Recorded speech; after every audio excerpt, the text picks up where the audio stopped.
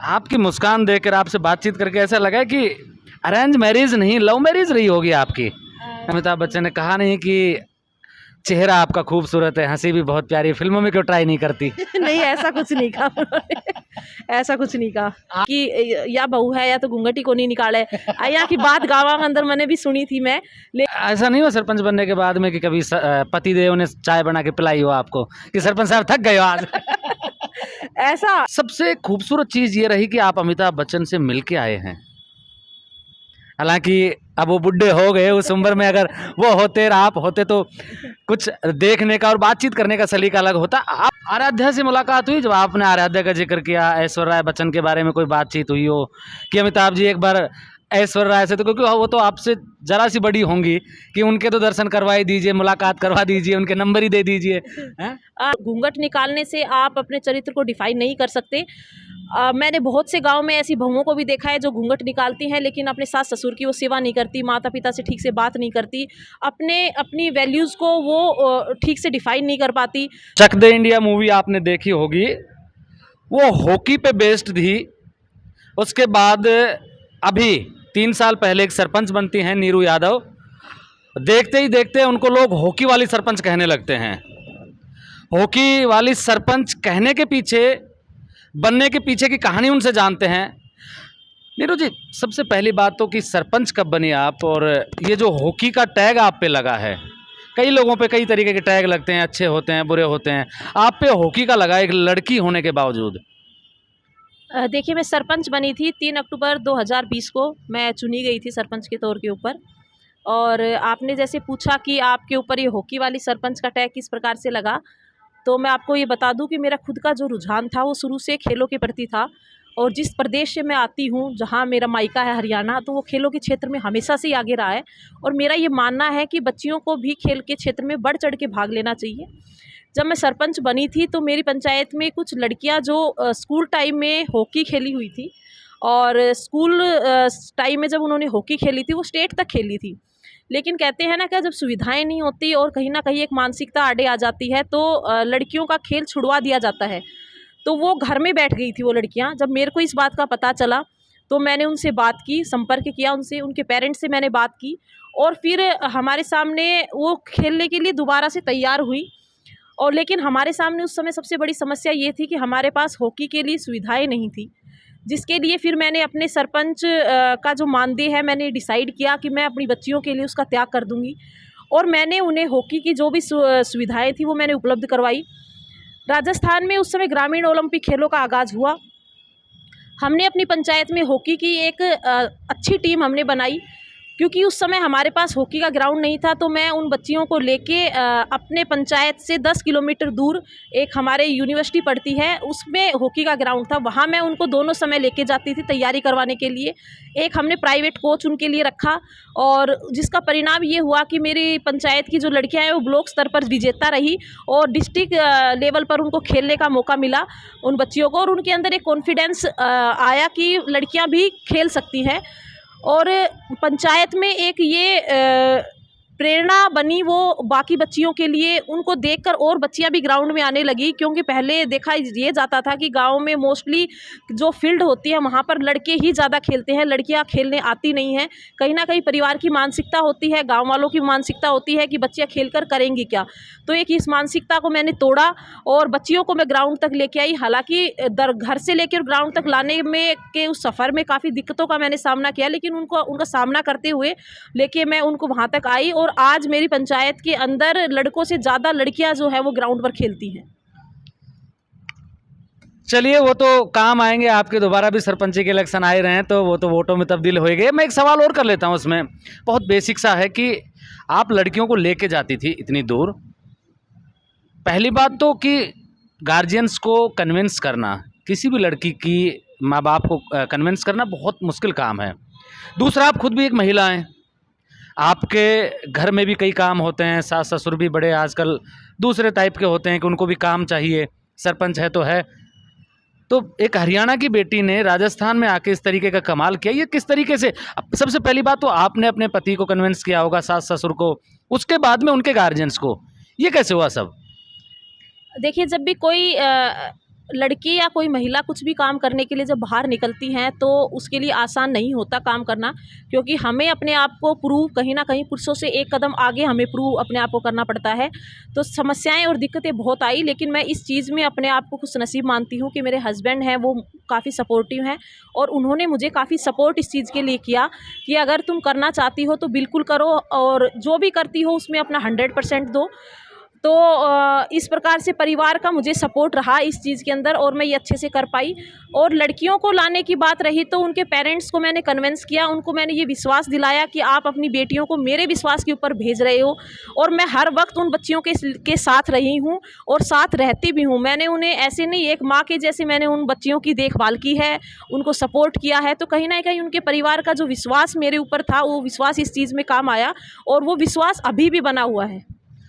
देखो, जब आप किसी राजनीतिक पद पे होते हो तो आरोप और प्रत्यारोप चलते रहते हैं। आपके अपोजिशन में जिसने भी चुनाव लड़ा होगा, या एक नहीं दो नहीं और भी कई कैंडिडेट रहे होंगे, उन्होंने ये आरोप भी लगाया होगा कि ये सरपंची के दोबारा से इसको सरपंची लड़नी है, मत भेजिए, या वो जो एक डिमोटिवेट करने की कोशिश की होगी, रास्ता रोकने की कोशिश की होगी, उनको किस तरीके से, और अब वो क्या सोचते हैं आपके बारे में?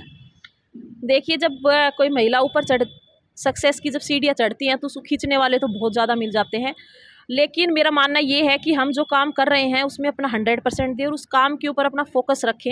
ये बात बिल्कुल सही है, लेकिन जब मैंने लड़कियों के लिए चीज़ की और अपनी पंचायत में मैं कोई भी काम अब कर रही हूँ तो मैं ये सोच के नहीं कर रही कि मेरे वोट बन जाएंगे या फिर मेरे को आगे भी चुनाव लड़ना है। वो चुनाव हम लड़ेंगे या नहीं लड़ेंगे वो समय बताएगा, लेकिन बस मेरा ये है कि मुझे ही 5 साल अपने आप को प्रूव करने के मिले हैं और इन 5 सालों में मैं जो भी अच्छा कर सकूँ, विशेष तौर पर एक सॉफ्ट कॉर्नर मेरा लड़कियों के लिए है, महिलाओं के लिए है, उनके लिए मैं जितना ज़्यादा अच्छे से कर सकूं तो मैं अपने आप को बहुत सौभाग्यशाली इस चीज़ के लिए मानूंगी। और अगर मेरी जनता को अगर मेरा काम अच्छा लगता है और उन्हें ये लगता है कि मैं दोबारा अपने आप को इस पद के लिए वो मुझे सही माने तो मैं उसके बारे में सोचूंगी, लेकिन अभी मेरा मकसद यही है कि मैं अपना जो कार्यकाल है वो बहुत अच्छे से करूँ। नहीं तो जो कि आपने दो मुहिम और छेड़ रखी है आपकी पंचायत में। एक तो कोई प्लास्टिक के बर्तन का कोई मसला है, और दूसरा और है, ये आप बताइए ताकि और भी जो सरपंच आपको देखें, और भी जो छोटे मोटे जनप्रतिनिधि हैं या बड़े हैं, विधायक हैं, वो भी कुछ सीख लेके अपना जो क्षेत्र है उसमें कुछ अलग से और ठीक ढंग से इम्प्लीमेंट कर सकें और कर सकें। जी बिल्कुल, आजकल हम देख रहे हैं कितनी ज़्यादा ग्लोबल वार्मिंग हो रखी है। प्लास्टिक का हम बहुत ज़्यादा यूज़ कर रहे हैं, शादियों के अंदर धड़ल्ले से जो है सिंगल यूज़ प्लास्टिक है वो यूज़ हो रहा है। तो कहीं ना कहीं इससे हमारी जो गौ माताएँ हैं वो खाना अगर उसमें से खाती हैं तो प्लास्टिक के गिलास वो ले लेती है, पॉलीथीन का इतने धड़ल्ले से प्रयोग हो रहा है। तो ऐसा ही एक इंसिडेंट मेरी पंचायत में जब हुआ कि एक गाय का हमने ऑपरेशन करवाया तो उसके शरीर के अंदर से बहुत ज़्यादा मात्रा में प्लास्टिक निकला। तो कहीं ना कहीं वो एक हृदय विदारक एक ऐसी घटना थी कि जिसने मतलब मन को एकदम झकझोर दिया। तो उस चीज़ को देख के हमारे दिमाग में ये आया कि जब क्या पहले शादियाँ नहीं होती थी, हमारे समाज के अंदर जब गांव में बारात आती थी तो हम खाट इकट्ठा करते थे, पंचायत के अपने बर्तन होते थे, लेकिन हम आज उस जोन में चले गए कि हम मेहनत करना चाहते ही नहीं है। हमें पता है कि ठीक है, एक रेडीमेड चीज़ आ रही है, मिल रही है, हमने यूज़ किया और फेंक दिया। आज हम उस दिशा की ओर चल गए। तो कहीं ना कहीं मैंने एक इनिशिएटिव लिया कि पंचायत को हम प्लास्टिक मुक्त बनाने का प्रयास करेंगे। लोगों से बातें की, उसमें काफ़ी जन सहयोग भी मिला और सबको ये चीज़ अच्छी लगी। और फिर हमने अपनी पंचायत के अंदर एक बर्तन बैंक की हमने स्थापना की, जिसके अंदर हम कोई भी शादी पंचायत में होती है या कोई सामूहिक प्रोग्राम पंचायत में होता है तो हम उसमें प्रयास ये करते हैं कि हम प्लास्टिक का यूज़ ना करके उस बर्तन बैंक से जो स्टील के बर्तन हैं वो हम यूज़ करें। निःशुल्क हम बर्तन देते हैं और वापस गिन के उस बर्तन बैंक में बर्तन प्रोग्राम होने के बाद जमा कर लेते हैं। कोई भी अपनी स्वेच्छा से उस बर्तन बैंक के अंदर अगर बर्तन ऐड करना चाहे तो वो कर भी सकता है। और एक ये अच्छा इनिशिएटिव है। मैं मानती हूँ कि हर पंचायत स्तर के ऊपर हर गांव के अंदर इस प्रकार का एक इनिशिएटिव हर उसको लेना भी चाहिए और करना भी चाहिए। कहीं ना कहीं हम अपने छोटे छोटे प्रयासों से अपने पर्यावरण को बचा सकते हैं। बर्तन भंडार से मुझे याद आया कि जब मैं बहुत छोटा था मैं देखता था हमारे गांव में भी तांबड़ी वामड़ी और कई प्रकार के बर्तन हुआ करते थे, लेकिन समय बदला, लोग बदले, सोच बदली, और जैसे मॉडर्नाइजेशन आया तो लोग बदल गए। सबसे खूबसूरत चीज़ ये रही कि आप अमिताभ बच्चन से मिल के आए हैं। हालांकि अब वो बुढ़े हो गए, उस उम्र में अगर वो होते और आप होते तो कुछ देखने का और बातचीत करने का सलीका अलग होता। आप अमिताभ बच्चन से मिले हो, सबसे पहली बात तो ये बताइए कि उनकी जो पर्सनैलिटी हम फिल्मों में देखते हैं, अरे भाई आप आए हैं देवी और सज्जनों, तो वो जो भाषा थी वो आपके साथ भी उन्होंने प्रयोग की होगी, वो नेचुरल लगता है कि एक्टिंग से कर रहे होते हैं? पहले तो ये बताइए। देखिए, अमिताभ बच्चन जी से मिलना तो कोई सपने से कम नहीं था और इस सदी के महानायक वो हैं और बिल्कुल भी ऐसा पता नहीं चलता कि वो एक्टिंग कर रहे हैं या फिर कैसे, वो एकदम नेचुरल हैं और जैसा हम उन्हें टीवी पर्दे पर देखते हैं उससे कहीं ज़्यादा वो अच्छे हैं। आप उनसे बात करेंगे तो जैसे उन्होंने हमसे बात की, हमारे जो कैमरे के सामने की जो बात है वो तो छोड़ दीजिए, वो सबने देख ली। ऑफ द कैमरा क्या क्या बात हुई थी? ऑफ द कैमरा भी काफ़ी उनसे बात हुई, आराध्या को लेकर के बात हुई कि आराध्या के जो संस्कार हैं कितने अच्छे हैं और कितना अच्छा आराध्या भी सोशल वर्क के में एक्टिव है। और उन्होंने हमसे भी बातें की कि अब हम आपके साथ केबीसी पे खेलेंगे तो आप बहुत अच्छा जो है काम कर रही हैं और इस तरीके से उन्होंने बात की। तो बिल्कुल ऐसा लगा नहीं कि कोई एक्टिंग या कुछ, बहुत नाइस पर्सन है वो और उनसे मिलके जितना टीवी में उनको देखा है उससे कहीं ज़्यादा अगर उनसे पर्सनली हम मिलते हैं, बहुत अच्छा उनका नेचर है, बहुत अच्छे हैं। आराध्या से मुलाकात हुई? जब आपने आराध्या का जिक्र किया, ऐश्वर्या राय बच्चन के बारे में कोई बातचीत हुई हो कि अमिताभ जी एक बार ऐश्वर्या राय से, तो क्योंकि वो तो आपसे जरा सी बड़ी होंगी, कि उनके तो दर्शन करवा ही दीजिए, मुलाकात करवा दीजिए, उनके नंबर ही दे दीजिए, हैं? नहीं, नहीं, वो तो देखो उनका भी एक प्रोटोकॉल होता है। बाकी आराध्या को लेकर थोड़ी बात हुई थी, जिस प्रकार से आराध्या के संस्कार हैं उनको लेके तो हमने ही बात की थी, तो काफ़ी वो भी खुश हुए। और ऐश्वर्या जी से मुलाकात के लिए कोई ऐसी बात हुई नहीं क्योंकि सब अपने-अपने शूट में बिज़ी रहते हैं। तो अमिताभ बच्चन को आपने कहा हो कि सर आप हमारे गाँव भी आइए, आराध्या को लेके आइए और पूरे परिवार के साथ में आइए, कोई ऐसी कोई इन्विटेशन दिया आपने उनको? बिल्कुल, बिल्कुल कहा था कि आपका अगर कभी उधर राजस्थान में आने का मौका लगे तो आप हमारे गाँव में आइए, तो उन्होंने बोला बिल्कुल, कभी आप उधर आएँगे तो हम ज़रूर आएँगे। ये केबीसी में जाने का जो बहुत से लोगों का सपना होता है और करोड़ों में से किसी एक को ये उपलब्धि हासिल होती है कि वो इतने बड़े मंच पे और अमिताभ बच्चन के सामने बैठ के बातचीत कर सके, आपको वो मौका भी मिला, लेकिन ये ऑफर आया कैसे? देखिए, मेरे पास जो है केबीसी की टीम से ही फ़ोन आया था। हो सकता इस बार केबीसी का जो कॉन्सेप्ट था वो बदलते भारत को लेके था कि मतलब भारत को किस प्रकार से, बदलते भारत की ओर हम कैसे बढ़ रहे हैं। तो भारत जब बदलेगा, जब ग्राउंड पर चीज़ें बदलेंगी, जब ग्राउंड पर काम होगा, जब हमारी जड़ें मजबूत होगी तब भारत बदलेगा। तो उस कॉन्सेप्ट के ऊपर अब केबीसी चल रहा है, बदलते भारत पर। तो उनका इस बार ये था कि ग्रास रूट पर कोई कितना अच्छा काम कर रहा है। फिर एक उन्होंने कि महिला एज ए महिला सरपंच पंचायत स्तर के ऊपर अच्छा कार्य कर रही है, तो शायद उनको ये मेरी प्रोफाइल अच्छी लगी। और तो इस चीज़ को देखकर उनका मेरे पास कॉल आया कि हम आपको केबीसी में बुलाना चाहते हैं, आप हॉट सीट पर आकर खेलिए। तो ऐसे उनका कॉल आया। जब शुरू में कॉल आया तब मुझे यकीन नहीं हुआ कि सपना सा लगा हुआ कोई झूठ बोल मजाक कर रहा है कोई। हाँ, मुझे यही लगा कि शायद कोई मजाक कर रहा है और हो सकता है कोई फ्रॉड कॉल हो, कोई फेक कॉल हो। लेकिन जब उन्होंने दोबारा फ़ोन किया केबीसी की टीम ने और मेरा इंटरव्यू लिया वीडियो कॉल पे, मेरे पंचायत के पंच हैं उनसे बातें की और बाद में जब उनकी टीम गांव के अंदर आई और गांव में लोगों से उन्होंने बात की, उन्होंने हमारा काम देखा, तो उसके बाद फिर यकीन हुआ कि नहीं, ये फेक नहीं है और मेरे को सच में अमिताभ जी के सामने जाने का मौका मिल रहा है और उनसे बात करने का और उस हॉट सीट पे बैठ के खेलने का मेरे को मौका मिल रहा है। कई दिनों तक तो ये सपनों में घूमता रहा होगा। बिल्कुल, कई दिनों तक सपने में घूमता रहा। बहुत ज़्यादा ऐसे नर्वस हो रहे थे कि अमिताभ बच्चन जी के सामने कैसे तो खेलेंगे हॉट सीट के ऊपर, और उनको एकदम सामने देखना कोई सपने से कम नहीं था मेरे लिए। जब ऐसा कॉल आता है, मुझे भी आ जाए अमिताभ बच्चन की तरफ से, तो मैं बहुत खुश हो जाऊं, लेकिन घर परिवार के लोग कितना खुश थे?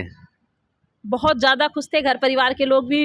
इनफैक्ट घर परिवार के लोग ही अच्छा, नहीं, वहाँ ऐसा भी तो रहा होगा कि इतने ही लोग आ सकते हैं, 2 आ सकते हैं, 3 आ सकते हैं, 1 आ सकता है, तो किसने जिद की आपके साथ जाने की कि मुझे तो लेके चलना ही पड़ेगा, नहीं तो प्रोग्राम ही कैंसिल?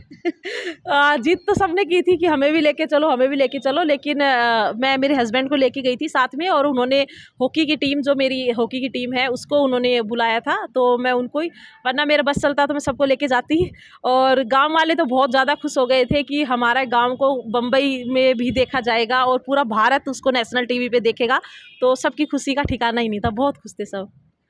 तो आपको पति पे अब थोड़ा सा उन पे दबाव तो होने लगा होगा ना कि अब देखो कितनी बड़ी हो गई है कल की छोटी सी गुड़िया सी, जिसको सरपंच बनाया हम लोगों ने मिलके, और अब उसके बिहाफ पे अमिताभ बच्चन से मिलने का मौका मिल रहा है। धौंस जमाती हो अब? नहीं नहीं दोस्त तो क्या, वो तो थोड़ा थोड़ा कभी कभी हो जाता है, जवानी भी चाहिए ना थोड़ी सी। अमिताभ बच्चन जी से मिल के आए तो, लेकिन नहीं, उनको मुझसे ज़्यादा खुशी है इस बात की कि मेरी वाइफ है वो हॉट सीट पर बैठी है, और उनका हमेशा सपोर्ट रहा है मेरे लिए। अच्छा, आपकी मुस्कान देखकर, आपसे बातचीत करके ऐसा लगा कि अरेंज मैरिज नहीं लव मैरिज रही होगी आपकी। ठीक है क्या मेरा सोचना? नहीं नहीं, हमारी तो अरेंज मैरिज ही है, लव मैरिज नहीं है। अच्छा, हाँ तो शादी को आप कितने साल हो गए आपके? जी। शादी को 10 साल हो गए। बच्चे? मेरा 8.5 साल का बेटा है एक, और 3 साल की बेटी है।